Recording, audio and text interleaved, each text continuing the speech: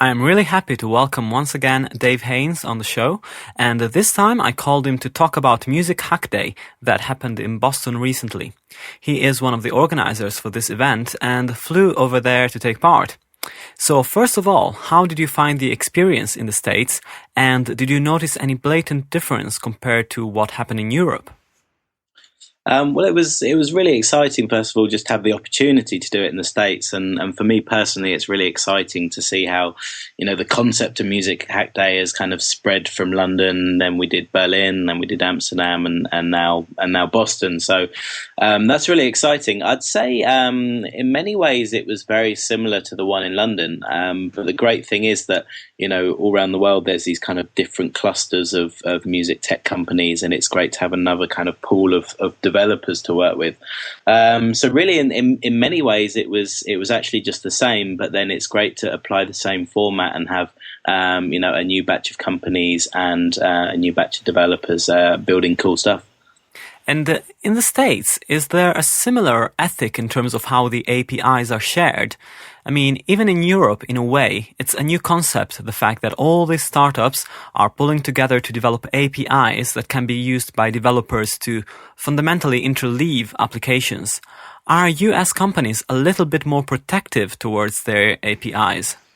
No, I don't think so. I wouldn't say there's really that much kind of significant difference between European and US. And if you look outside the music industry, I mean, some of the biggest companies who are really building businesses on their APIs are from the US. So, people like Twitter and Yahoo, they've been really leading the charge in, opening up their APIs and being able to kind of have that as a really kind of critical part of their business. So building out these kind of web platforms and web services that they expose through their API. So, and what's really interesting, I think it's just a general kind of mindset change, and the music companies are taking this on board, but they really can see the benefits in opening up their APIs, and they can really do the job of focusing on one thing. And then let other companies and let other developers kind of patch all the pieces together, like a kind of a bit of a jigsaw puzzle. But they the companies are just focused on doing their one thing very well. And it was interesting. I saw an interview with Ian Hogarth from Songkick that was actually taken from the Boston Hack Day, and he had a very good example. So Songkick really focusing on live music and making the live music experience better on the web, easier to search for tickets and things like that. And in the process of doing that, they've built together this amazing repository of things like set lists and data from all these gigs going back to sort of the 60s and 70s. And what's interesting is that, they're really focused on their business, but at the same time, they have all this data that they can share. So developers can come along, take all of that data with them and say, build a mashup. So you could say, right, okay, take this, amazing, Led Zeppelin gig, their set list was this. Well, I'm going to build a service that, we can stream all of those tracks and then, let people buy them or something like that. Or, let's, search for all this data and, plot it by location, see if there's any trends in the data, etc. So all these things that, they shouldn't really be focusing on, but people can like developers can come and actually build value on their platform, and also the companies can work with each other. For SoundCloud's part, we actually did several integrations. There was a company called Noteflight that does music notation, and we do kind of hosting of people's audio. So it was like, okay, well, why not? Let's do a mashup where people can send their audio from SoundCloud into Noteflight, and then they built this thing that you could actually start making the musical score. So hopefully that one hack that might lead to something actually sort of tangible that our users and Noteflight users can use in the future. And I think it's really beneficial for everyone. Yeah, definitely. And I guess this is the reason why I noticed that there are quite a few major names in the list of participants and sponsors. I mean, there's still a vast majority of startups within the Music Hack Day, but there are also established corporate companies in the mix. So these must be really interested in what you're doing if they want to take part. Yeah, definitely, and it's really good to see some of those companies opening up and kind of embracing what we're doing.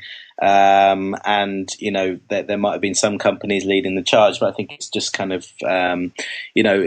one good example was someone like Napster. Napster was always had a fairly kind of proprietary kind of closed gate in terms of doing anything, and I think they've realized that if they open up their API, then some people could actually build some really cool things and drive a lot of subscribers. And ultimately, if they don't, then they're going to get left behind, because people like Rhapsody and Spotify and those guys, they're going to come along and people are going to build stuff using their services. So I think it's really beneficial. Even if you're not doing something directly, I think companies should be taking note of what's happening and seeing how, if, and when it kind of applies to their own businesses. Yeah, sure. And finally, could you talk about a couple of hacks that maybe impressed you or caught your eye at this event? Yeah, well, they were all kind of fairly technical hacks. It's always interesting because there was I'm not actually a coder or developer myself, and I was really kind of like, oh, I've got some really good ideas, but obviously I can't code them myself. But there was one from Paul Amir of Echo Nest. He did a thing called Paul's Recommender. Recommender spelled WRECK.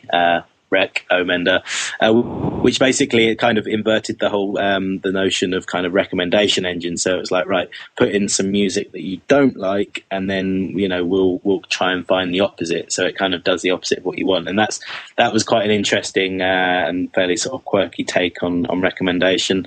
There was also one that got some laughs from the audience. There was we always have a kind of like a physical hacking thread within Musichackday. It's not just about kind of web and the APIs.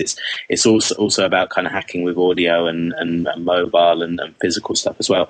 And there's a famous web hack called More Cowbell, where you can actually put a track and then sort of automatically add cowbell, where he kind of did that physically. Actually used he made a physical hack that actually got some chopsticks and drummed along with a cowbell, which, to be honest, was it was a little bit of a fun thing, but it was quite cool anyway. And yeah, there was some really good stuff. The one that I mentioned earlier that the Noteflight did, where you could take a track that was on your SoundCloud account and then import it into Noteflight and then start making a musical score. So there was one that personally interested me from a SoundCloud perspective. Somebody actually used SoundCloud to build their own iPhone app. So they actually used tracks that were on SoundCloud and pulled them into mobile and then served them back up, which is something that I think we'll see more and more of. Yeah, that's really cool, especially as artists seem to be quite keen on having their own app on the store, and doing it that way is quite interesting. Well, thanks a lot for joining us once again, and hopefully you'll keep us up to date with all the events that you're organizing. Yes, and actually we've just announced the next Musichackday will take place. I believe it's let me get the dates right. It's the last weekend in January, so the 30th and 31st of January, and that's going to be in Stockholm. So that should be a really good one. Great. Well, anybody that was interested in this project should go and visit musichackday.org, and that contains all the information about previous events, plus information about forthcoming